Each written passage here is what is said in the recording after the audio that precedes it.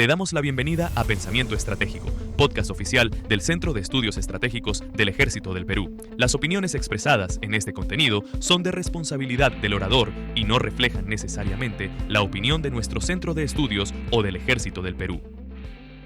Esto es Pensamiento Estratégico, podcast producido por el Centro de Estudios Estratégicos del Perú. Según un reporte reciente del diario The Washington Post, el nuevo documento de doctrina del Departamento de Defensa bajo la administración Trump se basa en documentos que había elaborado con anticipación el exfuncionario de ese departamento, el Departamento de Defensa, Alexander Vélez Green. Dado que no conozco aún el documento de doctrina del Departamento de Defensa, pero dado que se basaría en un artículo reciente de Alexander Vélez Green, voy a remitirme a lo que ese artículo dice respecto a algunos elementos de la estrategia de seguridad de Estados Unidos. El artículo de Alexander Vélez Green empieza diciendo que Estados Unidos debe concentrarse en lo que llama regiones claves en el mundo y decide que o establece que las regiones claves lo son por dos razones: porque su captura por parte de un rival negaría a los Estados Unidos el acceso a mercados de los que su sociedad depende, no es más específico que eso, o en su defecto, la captura de esas regiones claves por rivales estratégicos de Estados Unidos haría a estos rivales suficientemente poderosos para competir por la hegemonía mundial con Estados Unidos o ambas cosas. Es decir, negar acceso a mercados importantes para Estados Unidos o hacer a un rival suficientemente poderoso, se presume que militarmente en lo esencial, como para competir por la hegemonía mundial. Ahora, así definidas las regiones claves, según Vélez Green, y esto sí está en los trascendidos, por ejemplo, en el discurso que dio en el actual secretario de Defensa en el este asiático hace unas semanas, Pete Hegseth, las regiones más importantes, las regiones claves para Estados Unidos son el Indo-Pacífico, Europa y Oriente Medio, en ese orden, aclara. Es decir, la región más importante para Estados Unidos es el Indo-Pacífico. Y añade Vélez Green que, a diferencia del pasado, Estados Unidos ya no tiene la capacidad o no debería buscar tener la capacidad de mantener dos grandes guerras regionales simultáneamente. Por ejemplo, durante la Segunda Guerra Mundial, Estados Unidos peleó simultáneamente en el frente europeo y en el este asiático. Y esa ha sido la doctrina de Estados Unidos desde la Segunda Guerra Mundial, estar en capacidad de pelear dos grandes guerras regionales al mismo tiempo. Vélez Green dice que ese ya no es un objetivo realista y que por ende Estados Unidos debería concentrarse en su propio territorio y en la región del mundo que le es más importante, el Indo-Pacífico. Ahora, ya esto tiene antecedentes. Recuerden el pivot al Asia de la administración Obama, se basaba en una lógica muy similar, ¿no? China es la principal superpotencia internacional con la que Estados Unidos va a competir en el futuro previsible. Y claro, en ambos casos la idea básica es la misma. Fuera de su propio territorio, el interés en materia de defensa y seguridad de Estados Unidos debe estar concentrado en el Indo-Pacífico, básicamente para contener a China. Y en el Indo-Pacífico se parte de la premisa de que hay aliados, pero que estos aliados no están en capacidad de contener a China por sí mismos. Y el gran riesgo en materia de seguridad en el Indo-Pacífico, el principal, sería una eventual invasión de China sobre Taiwán, una isla que los taiwaneses consideran un estado independiente, pero a la que China considera una provincia rebelde y no renuncia al objetivo de reintegrarla al territorio continental de China. ¿Por qué es importante Taiwán? cuando menos por tres razones. Primero, es uno de los 10 mayores socios comerciales de Estados Unidos. Uno difícilmente pensaría en Taiwán como un socio comercial importante por el tamaño de su economía, el tamaño de la isla, el tamaño de su población, pero es el 10º socio comercial de Estados Unidos en el mundo. Más importante, mucho más importante que Ucrania, por ejemplo, ¿no? A la que Estados Unidos ha dado tanto apoyo. En segundo lugar, no solo es un socio comercial importante, sino que es por un amplio margen el principal productor mundial de los microprocesadores más avanzados, que son necesarios para servicios, para industria, para producción de armas, de sistemas de armamentos.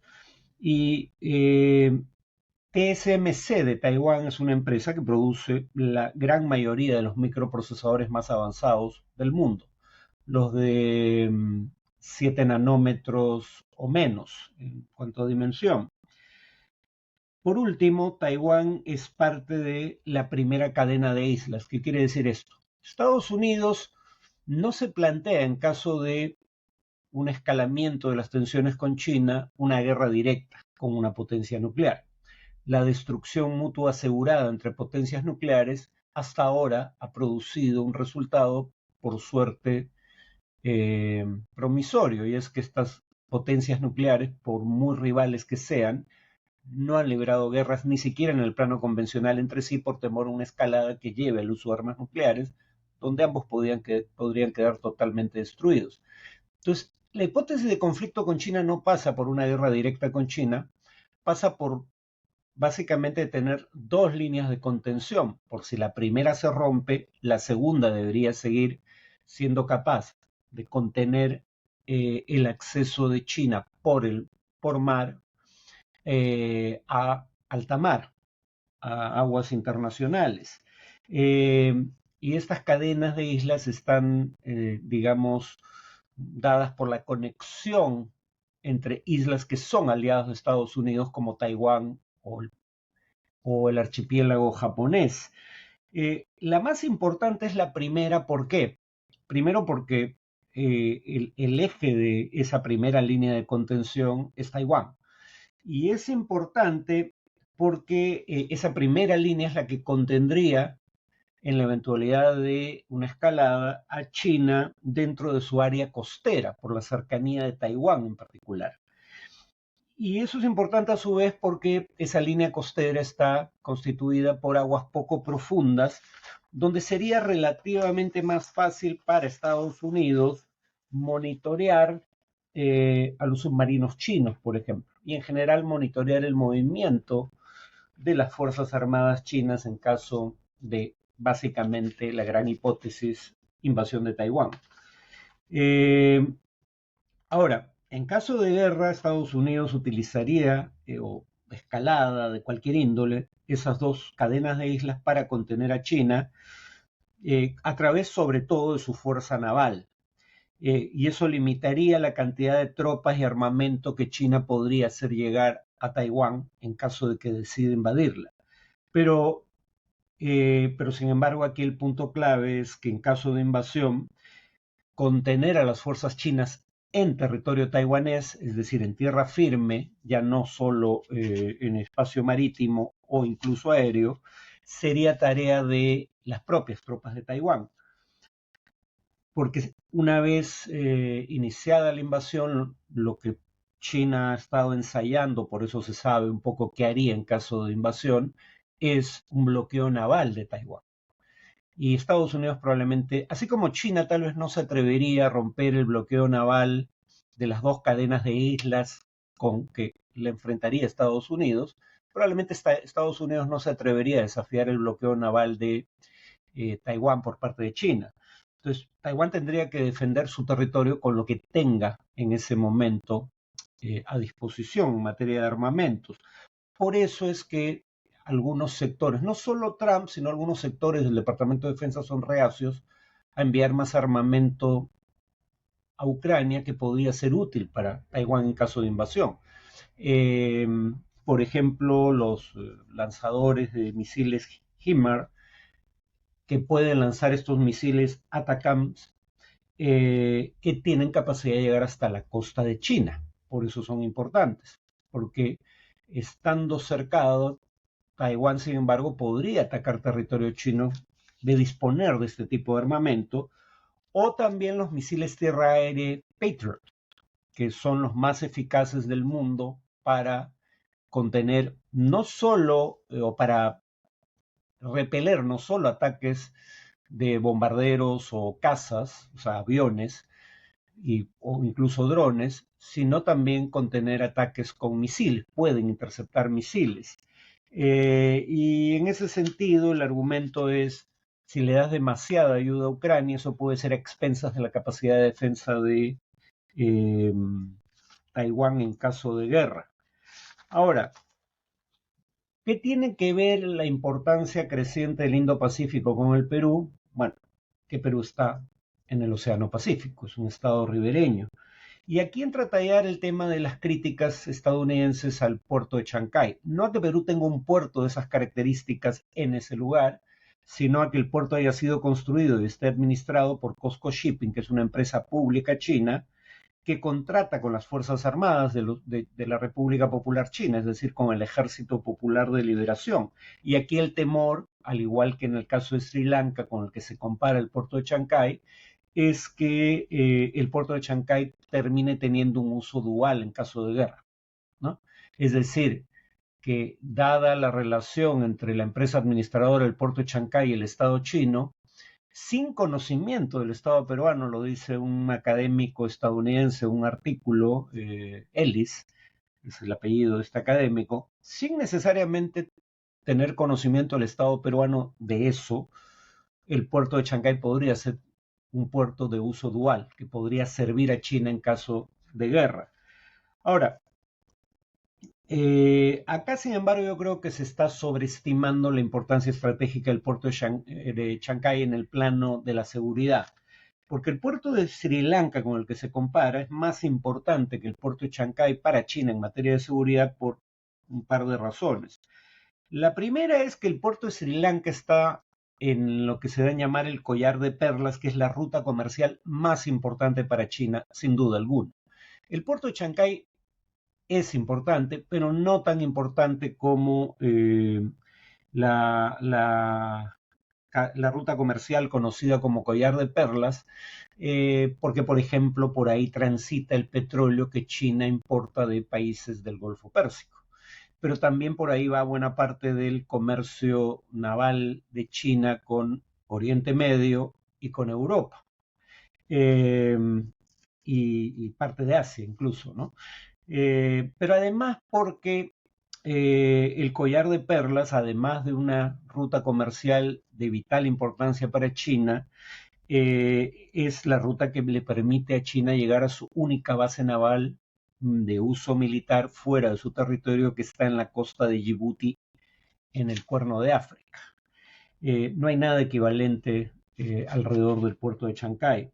Por eso es que Estados Unidos crea una alianza militar como la denominada AUKUS en el Indo-Pacífico y no en el puerto de Chancay, una alianza militar que deriva de las siglas de los países, perdón, de la inicial, las letras iniciales de los países que conforman la alianza. AUKUS por A de Australia, UK o UK por el Reino Unido, siglas en inglés o iniciales en inglés, y US de Estados Unidos.